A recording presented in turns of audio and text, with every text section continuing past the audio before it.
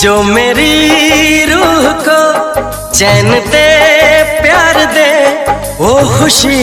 बॉलीवुड के एक ऐसे अभिनेता जिनकी खूबसूरती उनके को एक्ट्रेसेस पर भारी पड़ती थी। जाने मन चुपके सारी दुनिया से छुपके तुमने। एक ऐसा एक्टर जिसने बॉलीवुड के सबसे पहले चॉकलेटी बॉय होने का टैग अपने नाम किया। पूछो ना यार क्या हुआ। चाइल्ड आर्टिस्ट के तौर पर अमिताभ बच्चन, श्रीदेवी और अनिल कपूर के साथ स्क्रीन शेयर करने वाले कलाकार जिनकी क्यूटनेस पर लाखों हसीनाएं फिदा हुआ करती थी। मेरी तरह तुम भी कभी। लेकिन क्या आप जानते हैं कि लीड रोल की तलाश में 50 से ज्यादा फिल्में करने के बावजूद इनकी पहचान सिर्फ एक सपोर्टिंग एक्टर की बनकर रह गई। आज तुझसे जो कहना है कहने दे, आज तुझसे। क्या आपको पता है कि झूठे इश्क में पड़कर ये एक्टर प्रोड्यूसर बन गए और ड्रग्स लेने के आरोपों ने इनका करियर खत्म कर दिया। मेरी किस्मत के हर एक पन्ने पे मेरे जीते जी। और क्या आप यकीन करेंगे कि कपूर खानदान से रिश्ता होने के बावजूद ये एक्टर हमेशा स्ट्रगल करते रहे और आखिरकार बॉलीवुड ने इन्हें बाहर का रास्ता दिखा दिया। देखो ना संध्या, मुझसे ज्यादा बदनसीब इंसान इस दुनिया में और कोई नहीं होगा। तो कौन थे ये अभिनेता और क्यों इनकी जिंदगी इतनी उतार चढ़ाव भरी रही? जानेंगे इनकी जिंदगी से जुड़े और भी कई बातें। आप बने रहिए हमारे साथ वीडियो के एंड तक। कितना बेचैन हो के तुमसे मिला। नमस्कार दोस्तों, मैं हूं अनु और आप देख रहे हैं अपना पसंदीदा चैनल A2 रिव्यूज। दोस्तों, आज इस वीडियो में हम बात करेंगे बॉलीवुड के चॉकलेटी बॉय कहे जाने वाले एक्टर आफ्ताब शिवदसानी के बारे में, जो एक समय में दीनो मोरिया और जॉन अब्राहम जैसे एक्टर के कंपटीटर माने जाते थे। आगे बढ़ने से पहले आप हमारे चैनल में नए हैं तो चैनल को सब्सक्राइब करना ना भूले। देखा जो तुमको ये दिल को क्या हुआ है। आफ्ताब शिवदसानी का जन्म 25 जून 1978 को मुंबई में हुआ था। उनके पिता सिंधी और मां ईरानी थे।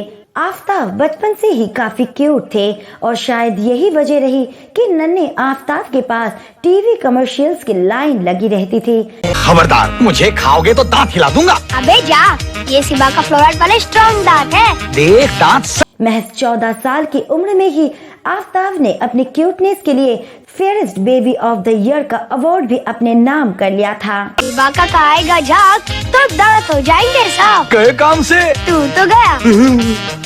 आफ्ताब की स्कूलिंग मुंबई के सेंट जेवियर्स हाई स्कूल से हुई थी और इन्होंने अपना ग्रेजुएशन मुंबई के ही HR कॉलेज ऑफ कॉमर्स से पूरा किया था।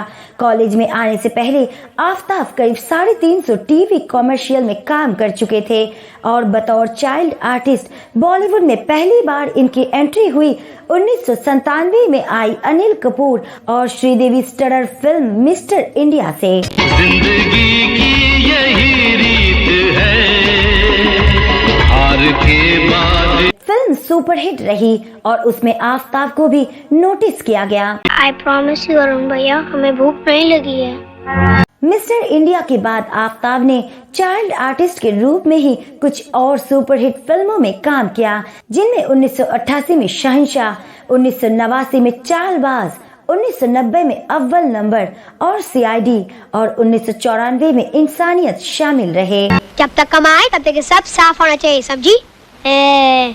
दीदी सफाई छोड़ो और जल्दी से हंस के दिखाओ। इन सभी रोल्स में आफ्ताब के अभिनय को पसंद किया गया। हालांकि फिल्म शहंशाह में आफ्ताब ने सुपरस्टार अमिताभ बच्चन के बचपन का रोल यानी इंस्पेक्टर विजय कुमार श्रीवास्तव के बचपन की भूमिका निभाई थी, जिसे खूब पसंद किया गया। मैं फिर कभी जिद नहीं करूंगा, अभी साइकिल नहीं मांगूंगा डैडी, कभी। कॉलेज पास करने के बाद आफ्ताब को काम की तलाश थी और उन्हीं दिनों फिल्म डायरेक्टर राम गोपाल वर्मा अपनी फिल्म मस्त के लिए उर्मिला मातोंडकर के अगेंस्ट किसी फ्रेश चेहरे की तलाश में थे। 40 इंस्पायरिंग एक्टर्स का ऑडिशन लेने के बावजूद जब राम गोपाल वर्मा को कोई पसंद नहीं आया, तब फिल्म के हीरोइन उर्मिला मातोंडकर की बहन ने डायरेक्टर साहब को आफ्ताब के कुछ कॉमर्शियल दिखाए और इनका सजेस्ट किया। राम गोपाल वर्मा ने भी बिना देर किए आफ्ताब को ऑडिशन के लिए बुला लिया।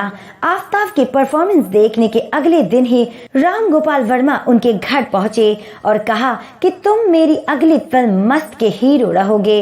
1999 में आई ये फिल्म बॉक्स ऑफिस पर कुछ खास कमाल नहीं कर सकी।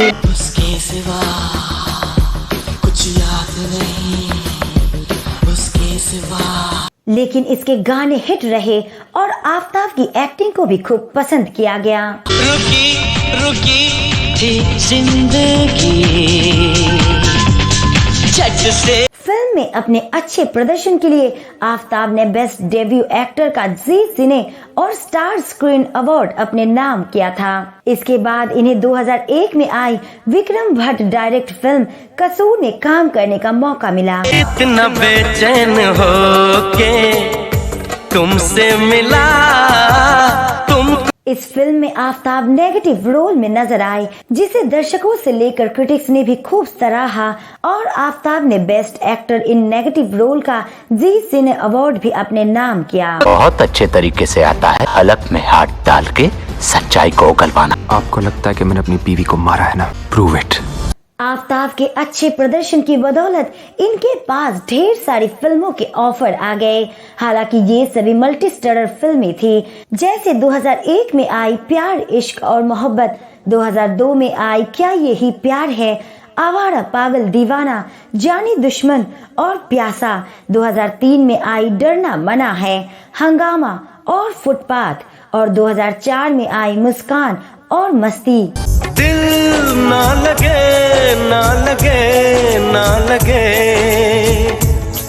इनमें से ज्यादातर फिल्मों में आफ्ताब के रोल एक जैसे ही थे और उन्हें वर्सेटाइल एक्टिंग का मौका नहीं मिल रहा था। हालांकि फिल्म मस्ती में इनकी कॉमेडी और डायलॉग डिलीवरी को पसंद किया गया, लेकिन साथ ही इसे एक अश्लील फिल्म भी कहा गया। मतलब कि अगर घर वाली से प्यार और मजा नहीं मिल रहा है तो क्यों ना बाहर वाले को ढूंढ कर ऐश किया जाए। मस्ती के बाद 2005 से 2019 के बीच भी आफ्ताब को सिमिलर रोल्स ही मिल रहे थे, जिनमें ज्यादातर फिल्में मल्टी स्टारर ही रही, जैसे 2005 में आई दीवाने हुए पागल। मेरा दिमाग गर्म हो गया ना। डैडी जी, इनके सर पर 2 करोड़ का इनाम है। ये इंडिया के अंडरवर्ल्ड के बहुत बड़ा डॉन है। अंडरवेयर होके जाएंगे आओ, डॉन है तो 2006 में आई शादी से पहले और अनकही, 2008 में आई दे ताली और मनी है तो हनी है, 2009 में आई आलू चाट, डैडी कूल और कमबख्त इश्क, 2012 में आई प्लेयर्स और 1920 द इविल रिटर्न्स और 2013 में आई ग्रैंड मस्ती। शादी तो हमारी हो रही है, ये लोग क्यों किस कर रहे हैं? 2016 में आई क्या कूल है हम 3 और द ग्रेट ग्रैंड मस्ती और 2019 में आई फिल्म सेटर्स। हंसती शाइनिंग, धोती शाइनिंग, नहाती शाइनिंग, सुखाती शाइनिंग। इसके बाद आफ्ताब कुछ रीजनल फिल्मों और पॉइजन 2 और स्पेशल ऑप्स 1.5 जैसे कुछ वेब सीरीज में भी नजर आए। आफ्ताब ने कई फिल्मों में काम किया, लेकिन कहा जाता है कि इन्होंने अपने रोल्स को लेकर कोई एक्सपेरिमेंट नहीं किया और मल्टी स्टारर फिल्मों में सिर्फ एक तरह के रोल्स करते गए। अगर हमें बाहर की बिरयानी नहीं मिली तो हमें हमारी दाल, मेरा मतलब है हमारी बीवियों से नफरत होने लगेगी। और शायद यही वजह रही कि फिल्मों में इनके होने या ना होने से दर्शकों को भी ज्यादा फर्क नहीं पड़ा और धीरे धीरे इन्हें वो फिल्में भी मिलने बंद हो गई थी। तो साथ ही जानकारों का ये भी कहना था कि आफ्ताब ने फिल्मों के सिलेक्शन में इतनी ज्यादा गलतियां की कि आखिरकार इन्हें नॉन सीरियस एक्टर मान लिया गया, जिसे फिल्म की स्क्रिप्ट या उसमें अपने किरदार से कोई मतलब नहीं रहा। जो मिला उसे साइन करते गए, जिनमें इन्हें सबसे ज्यादा नुकसान उन कॉमेडी फिल्मों से हुआ जो बेहद अश्लील डायलॉग से भरी रही। अगर घर वाली से प्यार और मजा नहीं मिल रहा है तो क्यों ना बाहर वाले को ढूंढकर ऐश किया जाए। Let's have an affair, guys! खैर, बात करें आफ्ताब की पर्सनल लाइफ की तो 2009 में आई फिल्म आलू चाट में काम करने के दौरान इनकी मुलाकात फिल्म में काम कर रही अभिनेत्री आमना शरीफ से हुई। फिल्म तो बॉक्स ऑफिस पर फ्लॉप रही, लेकिन आफ्ताब और आमना का प्यार परवान चढ़ गया। मुस्कुरा के बात टालो ना, फिर मिलोगे जो कहीं। मीडिया रिपोर्ट्स के मुताबिक आफ्ताब आमना के प्यार में इस कदर पागल हुए कि उन्हें हीरोइन के तौर पर बॉलीवुड में स्थापित करवाने के लिए एड़ी चोटी का जोर लगा दिया। और जब फिर भी सफलता नहीं मिली तो आमना के लिए खुद ही फिल्म प्रोड्यूस कर डाली। ये एक कॉमेडी फिल्म थी जो 2009 में आई थी। फिल्म का नाम था आओ विश करे। होता ख्वाबों में ऐसा था। फिल्म फ्लॉप हो गई और आफ्ताब और आमना का रिश्ता भी कुछ कड़वे अनुभवों की भेंट चढ़ गया। आफ्ताब को दूसरी बार प्यार तब हुआ जब वो बुक स्टोर के उद्घाटन में गए थे। आफ्ताब लोगों को भाषण दे रहे थे, जहां मॉडल नीन दोसांझ फर्स्ट रो में बैठी आफ्ताब को सुन रही थी। जब आफ्ताब की नजर नीन पर पड़ी तो वो नीन को देखते ही रह गए। लव एट फर्स्ट साइट का शिकार हुए आफ्ताब ने बिना वक्त गवाए इस मुलाकात के 3 हफ्तों के भीतर ही नीन को शादी के लिए प्रपोज कर दिया और नीन भी हाँ कर दी। नीन 6 साल लंदन बेस्ट पंजाबी मॉडल रही थी, जो हांगकांग में लग्जरी ब्रांड एडवर्टाइजमेंट में काम करती थी। कुछ समय के डेटिंग के बाद 2012 में दोनों ने सगाई कर ली और फिर 2014 में शादी कर लिया, लेकिन ये शादी सिर्फ परिवार वालों की मौजूदगी में हुई थी। हालांकि 2017 में एक बार फिर दोनों ने पूरी रीति रिवाजों के साथ धूमधाम से शादी की, जिसकी तस्वीर सोशल मीडिया पर छाई रही। आफ्ताब और नीन की जोड़ी बॉलीवुड की सबसे क्यूट कपल लिस्ट में शुमार की जाती है। शादी के 6 साल बाद 2020 में लंदन में इस कपल के घर एक बेटी ने जन्म लिया, जिसका नाम नव्या रखा गया। बता दें कि आफ्ताब की पत्नी नीन की बड़ी बहन परवीन दोसांझ की शादी एक्टर कबीर बेदी से हुई है, जिस लिहाज से आफ्ताब और कबीर रिश्तेदार है। बात करें कपूर खानदान से इनके रिश्ते की तो कम ही लोगों को पता है कि साधना के पिता और एक्ट्रेस बबीता के पिता हरी शिवदसानी दोनों सगे भाई थे।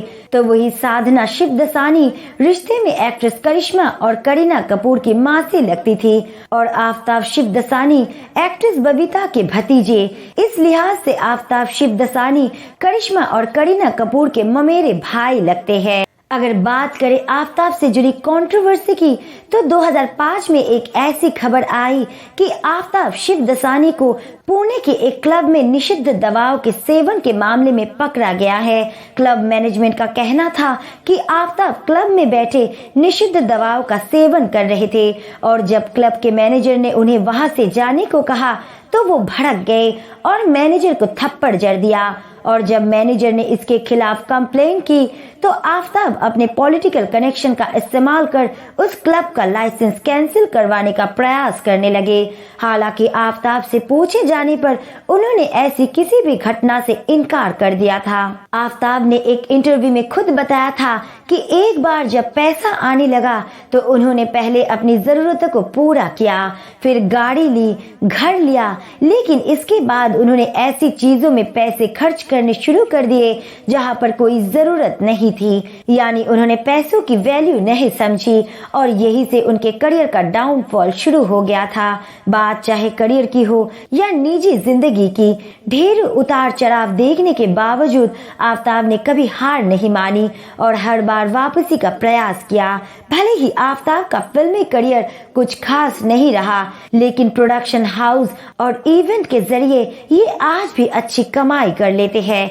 आफ्ताब अपने परिवार के साथ मुंबई में ही रहते हैं और काम में खुद को बिजी रखते हैं। तो दोस्तों, आज की वीडियो में बस इतना ही। आपको आफ्ताब की एक्टिंग कैसी लगती है हमें कमेंट करके जरूर बताइएगा और वीडियो पसंद आई तो लाइक शेयर जरूर कीजिएगा। साथ ही फिल्मी दुनिया की ऐसी और जानकारी पाने के लिए चैनल को सब्सक्राइब करना ना भूले। मिलते हैं अगले वीडियो के साथ, तब तक के लिए अपना ख्याल रखें। नमस्कार।